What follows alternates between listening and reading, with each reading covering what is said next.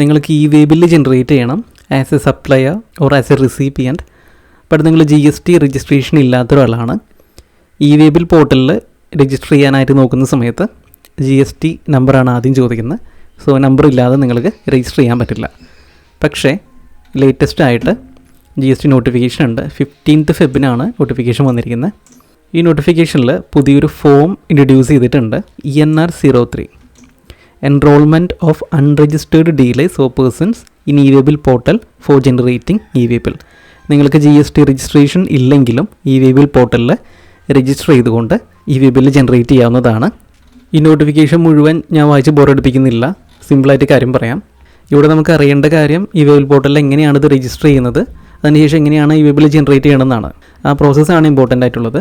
First one ENR 03 എന്ന് പറയുന്ന form fill up ചെയ്യണം. നിങ്ങൾ ഇ വേ ബിൽ പോർട്ടലിൽ ആദ്യം പോകണം. അതിനുശേഷം ENR 03 എന്ന് പറയുന്ന ആ ഫോം നിങ്ങൾ ഫിൽ ഔട്ട് ചെയ്യണം.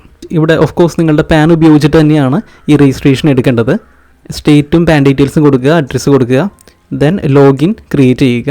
അവിടെ നിങ്ങൾക്ക് 15 ക്യാരക്ടർ എൻറോൾമെൻറ്റ് ID കിട്ടുന്നതായിരിക്കും. ഓക്കെ, ഈ എൻറോൾമെൻറ്റ് ID ആണ് നിങ്ങളുടെ GST നമ്പറിന് പകരം ഇ വേ ബില്ല് ഉണ്ടാവുക. ദെൻ സാധാരണ രീതിയിൽ നിങ്ങൾക്ക് ഇ വേ ബില്ല് ജനറേറ്റ് ചെയ്യാവുന്നതാണ്. GST നമ്പറിന് പകരം എൻറോൾമെൻറ്റ് ID ആയിരിക്കും ഇവിടെ കാണാൻ സാധിക്കുക. ഇവിടെ ഒരു യൂസർ മാനുവൽ കൊടുത്തിട്ടുണ്ട്, ട്യൂട്ടോറിയൽ PDF ആയിട്ട് കിട്ടും. അതിൽ കറക്റ്റ് പ്രോസസ്സ് കൊടുത്തിട്ടുണ്ട് ഇ വേ ബിൽ പോർട്ടലിൽ. ഇ വേ ബിൽ നിങ്ങൾക്ക് ജനറേറ്റ് ചെയ്യാൻ അറിയാമെന്ന് പ്രതീക്ഷിക്കുന്നു. യൂസർ മാനുവൽ എടുക്കുന്നതിന് പകരം ഇ വേ ബിൽ പോർട്ടൽ ഒന്ന് ഡയറക്റ്റ്ലി ഓപ്പൺ ചെയ്ത് കാണിച്ചു തരാം. സോ ഇ വേ ബിൽ പോർട്ടലിലേക്ക് വന്നിട്ടുണ്ട്. പോർട്ടലിൽ ആക്സസ് ചെയ്യാൻ വലിയ ബുദ്ധിമുട്ടൊന്നുമില്ല. ഗൂഗിളിൽ e way bill portal just search ചെയ്താൽ മതി. ഫസ്റ്റ് ഓപ്ഷൻ തന്നെയാണ്. ഇവിടെ ഡയറക്റ്റ് പോയിട്ട് ലോഗിൻ ഒന്നും കൊടുക്കണ്ട. ഇവിടെ രജിസ്ട്രേഷൻ എന്ന് പറയുന്ന ഓപ്ഷൻ കാണാം. രജിസ്ട്രേഷനിൽ മൂന്നാമത്തെ option enrolment for URP, new എന്നിങ്ങനെ ബ്ലിങ്ക് ചെയ്തുകൊണ്ടിരിക്കുന്നുണ്ടാവും. ഈ ഓപ്ഷൻ സെലക്ട് ചെയ്യുക. നമ്മൾ നേരത്തെ കണ്ട ഫോമാണ്. സോ ഈ ഫോം ഫിൽ ഔട്ട് ചെയ്യുക. വളരെ സിമ്പിൾ ഫോമാണ്.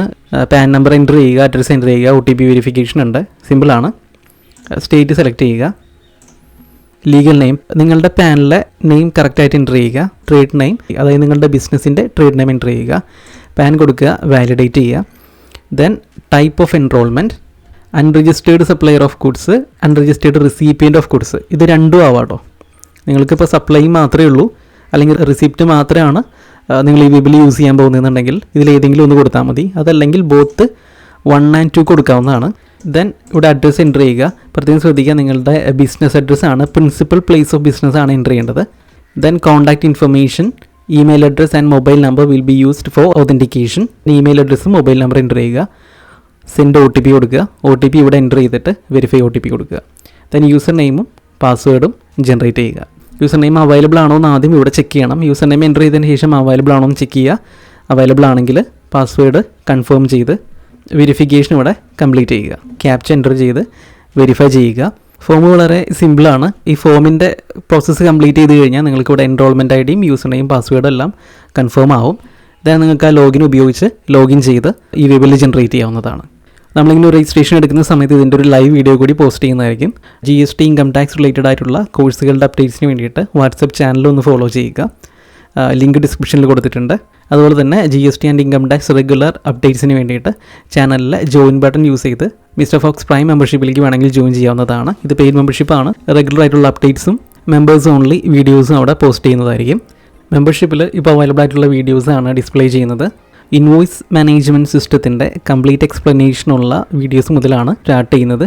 സോ അതുമുതൽ വന്നിട്ടുള്ള ഇമ്പോർട്ടൻ്റ് ആയിട്ടുള്ള അപ്ഡേറ്റ്സ് എല്ലാം തന്നെ ഇവിടെ ഡീറ്റെയിൽഡ് വീഡിയോസായിട്ട് കവർ ചെയ്തിട്ടുണ്ട്. താല്പര്യമുള്ളവർക്ക് ജോയിൻ ചെയ്യാവുന്നതാണ്. Okay, thank you for watching.